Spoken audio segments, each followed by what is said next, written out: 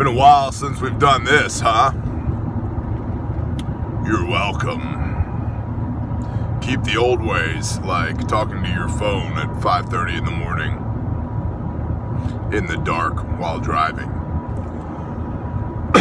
So, the Millennial Man just put out his first video in like, I don't know, 16 years. Just messing, brother. He was talking about some dynamics of a tribe and a group in SHTF, because everybody's gone tribal, man. I think Pastor Joe lit the fire and it's just spreading, and that's a good thing. So I wanted to expand on a couple of things that he said that caught my ear. You can go watch his video. It should be at the top of his videos, The Millennial Man, because it's the first one he's done in a while, 6 months or so, maybe more. But two things. Number one, he was talking about basically strong people and having strong people in your tribe, and the benefits of having strong people and the liabilities of having weak people in your tribe. And now just take your definition of strong and set it over here for a minute. Not necessarily somebody who's really good at log PT, although that has its place, but somebody who's strong mentally, physically, emotionally, spiritually, strong people, right?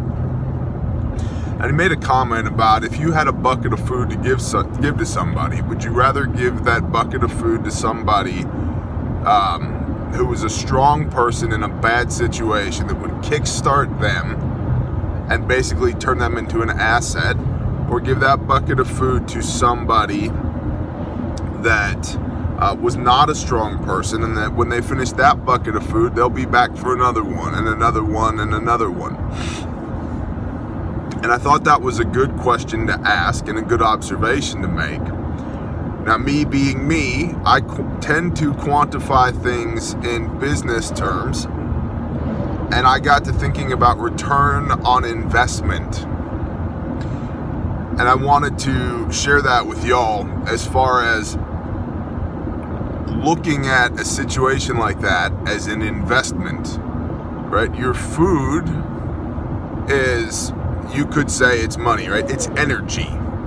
Money just eases the flow of energy, or at least it's supposed to.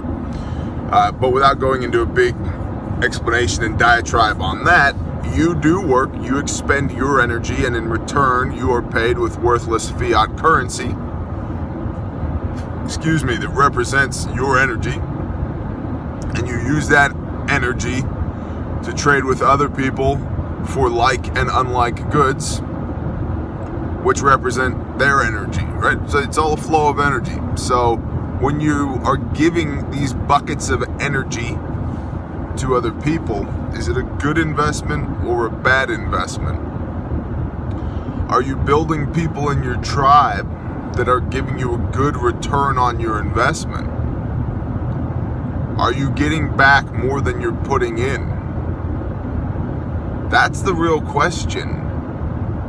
And it's not necessarily easy to find people like that. It's not necessarily easy to find people for your tribe, period.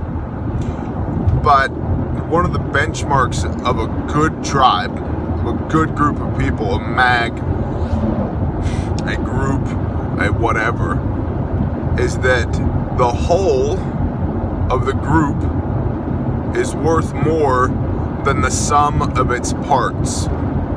Meaning that when everybody comes together and does their job, that is far more valuable than everybody working together, or everybody working as individuals, rather. Okay? It's like if you stacked up 4 quarters, and all of a sudden it's worth $1.50, right? That dynamic and that interplay between people in the group. And some of y'all know exactly what I'm saying, and some of y'all, this sounds like I'm speaking Martianese right now. You know, I guess it may be an ears to hear thing, or I need to make better analogies. I don't know. But look at situations as from a business standpoint. What's my return on investment here for my time, my energy, my money? Is this a good investment? And again, as much as possible, have your stuff squared away on the front end now. Know who's coming to your place now. Know what the policies are now, so that you mitigate the instances of having strange people show up, or even people you know show up post SHTF and having expectations of being fed. Managing expectations, man, that was my job in large part. Project management is basically managing timelines, budgets, and expectations. That's what it is. And so you have to get real good at speaking truth to people, even when it's uncomfortable. You have to get real good at managing the energy flow. And you have to get real good at making sure everybody's playing nice together. So, for whatever reason, the Father put me on that path earlier in life, and it allows me to inform these situations with that skill set and mindset.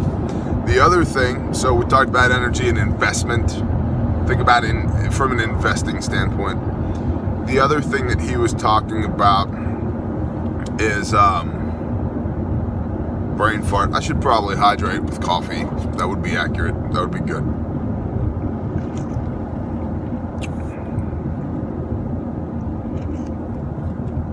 Ah, hell, I don't remember what else he was talking about. So, maybe we'll pause.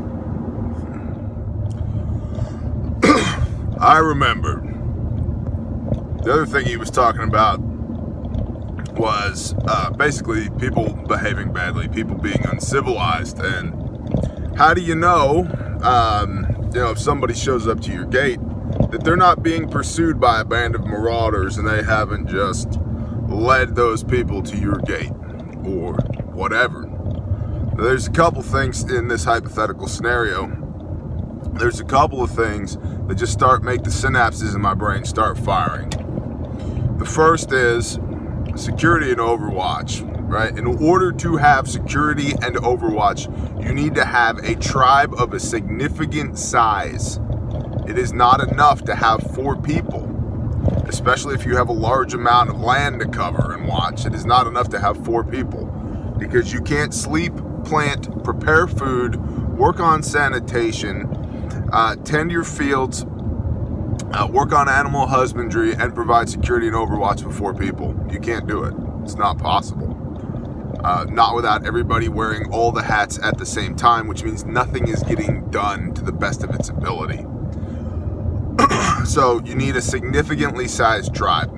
20 plus, 50 plus would be ideal, which necessitates all the things: the land, the infrastructure, the resources, right? You're getting into a more and more dedicated, more and more serious relationship between people, and a more and more serious situation post SHTF, where you're going from something like a loose coalition of people to an actual intentional community.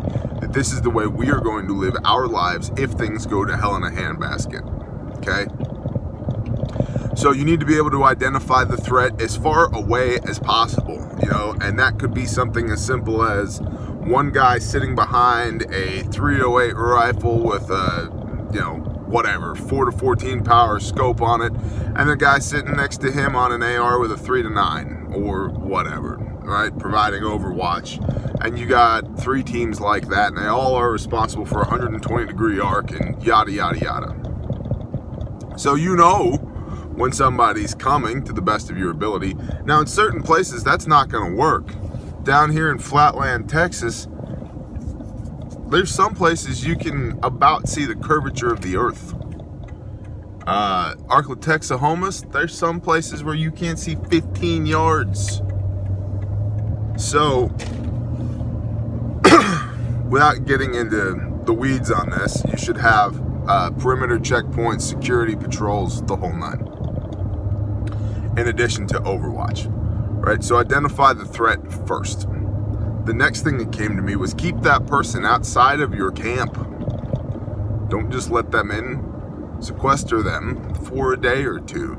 Maybe you have a refugee bucket, right? This is my refugee bucket, and it's got 2 pounds of instant rice in it, and some beef jerky, and a toiletries kit, and a sheet of plastic, and a wool blanket, and or whatever, right? Some Advil and aspirin, or a handful of things. Maybe at the wool blanket ain't gonna be cheap, but other than that, you're like $20 all in. So maybe your refugee buckets are $50 a piece, and you've put together 6 of them as you can over the years. Okay. Well, somebody shows up and they need help. Okay. You are sequestered, sir. You are sequestered, madam. You're going to be, our policy is that we will observe you for 72 hours outside of camp. We need to make sure you're not sick. We need to make sure you're not being followed. We need to make sure that you actually have the best intentions here. So, and there are biblical elements to that as well. But those things came to mind when he was discussing this scenario is, what happens if you have a weak person shows up at your gates and needs help, or a strong person that's momentarily in a bad position that needs help. And how do you know the difference? Well, I think that strength starts in the spiritual and the mental realm, and that transfers over to the physical realm. I would rather have somebody who's mentally fit and spiritually fit, but maybe has some, hypothetically speaking, a physical disability or an ailment or something like that. Somebody with a positive attitude, and a positive heart set and mindset. I would rather have that person than have somebody who is physically fit. You guys have all seen people with gym muscles, guys that look really big, and then there's something heavy to move, and they can't move it worth a crap because they just look strong. They're not actually strong.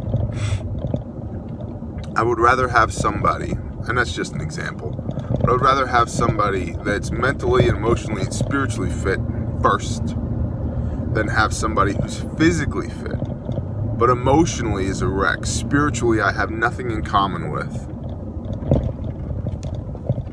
Right? And maybe, mentally they're on the verge of a breakdown. I don't want that. I don't want that inside my camp, inside my gates. And now I have a really strong person who has very limited control over their emotions and their faculties around the people that I love. I think that represents more of a threat in the short and long term to the tribe. A strong person who's going to fly off the handle than a weak person, physically weaker person who is mentally, emotionally, and spiritually capable and squared away. So, this is not an instance of me disagreeing with the millennial man. It's me providing perspective. So, as usual, my commentary on his video is longer than his video itself. So, whatever. But that's what you get from me. So I wanted to provide that to you as some insights that I've had, and also encourage you to go watch his video. Drop by, let him know you love him. It's been a while since he's posted a video, so everybody go over there and let him know how much he's been missed, how much he's appreciated, and how good he looks with a man bun. So, shalom and blessings, y'all. Peace.